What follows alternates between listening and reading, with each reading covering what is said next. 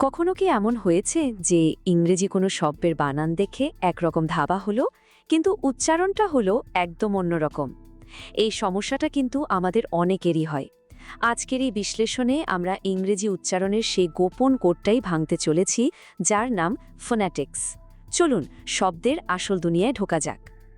ইংরেজি শেখার পথে সবচেয়ে বড় চ্যালেঞ্জগুলোর একটা হলো এর উচ্চারণ। প্রায়ই দেখা যায় কি শব্দের বানান আমাদের সাহায্য করার বদলে আরও যেন গুলিয়ে দেয়। এই ধাঁধার সবচেয়ে সহজ উদাহরণ হলো এই দুটো শব্দ। দুটোর মধ্যেই দেখুন ইউ আছে, কিন্তু পুটের উচ্চারণ আর বাটের উচ্চারণ কি এক? একদমই না। বানান এক হলেও ধ্বনিটা কিন্তু এক নয়।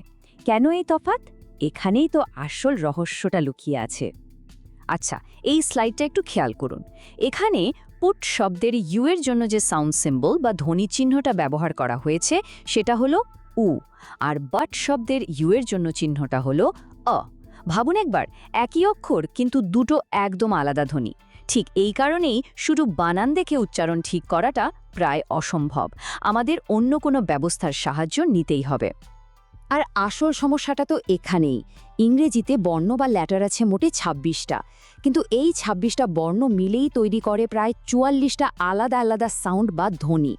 এজন্যই তো বানানের সাথে উচ্চারণের কোনো মিল খুঁজে পাওয়া যায় না অনেক সময়। তাহলে এই সমস্যার সমাধানটা কি? সমাধান হলো শব্দের এই গোপন কোডটা শিখে ফেলা, যার নাম আইপিএ বা আইপিএ। চলুন এই কোডটা আসলে কি সেটা একটু জেনে নেওয়া যাক। আইপিএ বা ইন্টারন্যাশনাল ফনেটিক অ্যালফাবেট হলো একটা আন্তর্জাতিক ধ্বনিমূলক বর্ণমালা। এর আসল জাদুটা হলো এখানে বানানের কোনো ঝামেলাই নেই, কারণ প্রতিটি চিহ্নের জন্য একটাই ফিক্সড উচ্চারণ আছে, ওয়ান সিম্বল ওয়ান সাউন্ড, ব্যাস। ইংরেজিতে যে ৪৪টা ধ্বনির কথা আমরা বলছিলাম সেগুলোকে মূলত দুটো ভাগে ভাগ করা যায়। এই চার্টটা দেখলেই পরিষ্কার হয়ে যাবে। এখানে ২৪টা হলো ব্যঞ্জনধ্বনি বা কনসোনেন্ট সাউন্ডস, আর বাকি ২০টা হলো স্বরধ্বনি বা ভাওয়েল সাউন্ডস। বেশ, থিওরি তো অনেক হলো। এবার চলুন কিছু খুব মজার আর গুরুত্বপূর্ণ ধ্বনির সাথে সরাসরি আলাপ করা যাক। এই যে চিহ্নটা দেখছেন, এর নাম হলো শ্বা বা শ্বা। এটা ইংরেজি ভাষার সবচেয়ে বেশি ব্যবহার হওয়া সাউন্ড। কিন্তু কেন? কারণ শব্দের যে অংশে জোর বা স্ট্রেস দেওয়া হয় না, সেখানকার ভাওয়েল সাউন্ডটা প্রায়ই এই শ্বা সাউন্ডে পাল্টে যায়। যেমন ধরুন, অ্যাবাউট শব্দের প্রথম এ বা টিচার শব্দের শেষের এর উচ্চারণটা একটু খেয়াল করুন। খুব হালকা একটা আর মতো, তাই না? এটাই হলো শ্বা। আরও কয়েকটা জরুরি ধ্বনি চট করে দেখে নেওয়া যাক। যেমন ক্যাট শব্দের জন্য অ্যা ধ্বনিটা। এরপর আছে থিঙ্ক শব্দের থ ধ্বনি, যেটা অনেকটা বাংলা থয়ের মতো। তারপর দেখুন শেপ শব্দের শ, যেটা আমাদের তালব্য শয়ের মতো। আর শেষে চেয়ার শব্দের চ ধ্বনিটা, যেটা শুনতে চয়ের মতো। প্রত্যেকটা চিহ্ন আসলে এক একটা নির্দিষ্ট সাউন্ড। এতক্ষণ তো আমরা থিওরি নিয়ে কথা বললাম, এবার তাহলে আসল মাঠে নামা যাক, তাই না? চলুন দেখি আইপিএ ব্যবহার করে কঠিন শব্দের উচ্চারণ করাটা কতটা সহজ হয়ে যায়। কঠিন শব্দের উচ্চারণের আগে আমাদের স্ট্রেস বা ঝোঁক জিনিসটা বুঝতে হবে। যেমন এই স্লাইডের বিউটিফুল শব্দটা দেখুন। আমরা তো বিউটিফুল বলি না, বলি বিউটিফুল, তাই তো? শব্দের একটা অংশের ওপর একটু বেশি জোর দিই। এই জোর দেওয়াটাই হলো স্ট্রেস। দেখুন আইপিএতে এই স্ট্রেস বোঝানোর জন্যও একটা ব্যবস্থা আছে।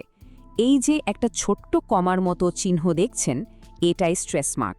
এটা যে সিলেবেলের আগে বসে সেই অংশটার উপর জোর দিয়ে উচ্চারণ করতে হয়। যেমন বিউটিফুলের আইপিএ হলো /বিউটিফুল।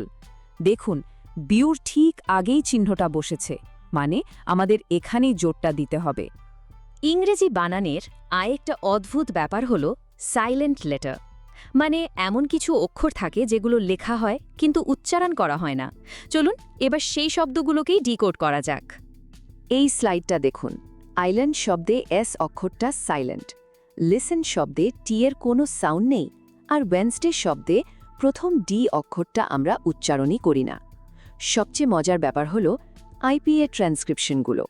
দেখুন সেখানে এই সাইলেন্ট অক্ষরগুলোর কোনো চিহ্নই নেই। তার মানে যা উচ্চারণ হয় না তা লেখারও দরকার নেই। কি দারুণ, তাই না? সাইলেন্ট লেটার তো শুধু একটা ফাঁদ। এরকম আরও অনেক লুকানো ফাঁদ আছে। চলুন এবার এমন কিছু শব্দ দেখি যেগুলো আমাদের প্রায় সমস্যায় ফেলে। এই টেবিলটা একবার ভালো করে দেখুন তো। কমফোর্টেবল শব্দে ফট অংশটা প্রায় উধাও হয়ে যায়। আবার রেসিপি শব্দের উচ্চারণ অনেকেই রিসাইপ ভেবে ভুল করে, কিন্তু আসলে ওটা হলো রেসিপি।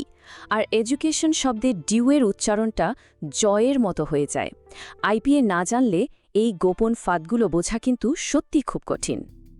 এতক্ষণে নিশ্চয়ই বোঝা যাচ্ছে যে ফনেটিক্স জানাটা আসলে একটা সুপার পাওয়ারের মতো। এটা শব্দের বানানের আড়ালে লুকিয়ে থাকা আসল উচ্চারণটা চিনে নেওয়ার ক্ষমতা দেয়। এই সুপারপাওয়ারে 3টে প্রধান সুবিধা আছে। প্রথমত, যে কোনো শব্দের নির্ভুল উচ্চারণ করা সম্ভব। দ্বিতীয়ত, শোনার দক্ষতা অনেক বেড়ে যায়, কারণ তখন ধ্বনিগুলোকে সঠিকভাবে চেনা যায়। আর তৃতীয়ত, ব্রিটিশ বা আমেরিকান অ্যাকসেন্টের পার্থক্যগুলোও খুব সহজে ধরা যায়। সুতরাং সবশেষে এটাই মনে রাখতে হবে, শব্দের নির্ভরযোগ্য গাইড তার বানান নয়, আইপিএ। বানান আমাদের বিভ্রান্ত করতে পারে, কিন্তু আইপিএ কখনোই করবে না। এখন যেহেতু উচ্চারণের এই গোপন কোডটা আমাদের সবার জানা হয়ে গেছে, তাহলে ভাবুন তো কোন ইংরেজি শব্দটা এবার থেকে নতুন আত্মবিশ্বাসের সাথে উচ্চারণ করা যাবে।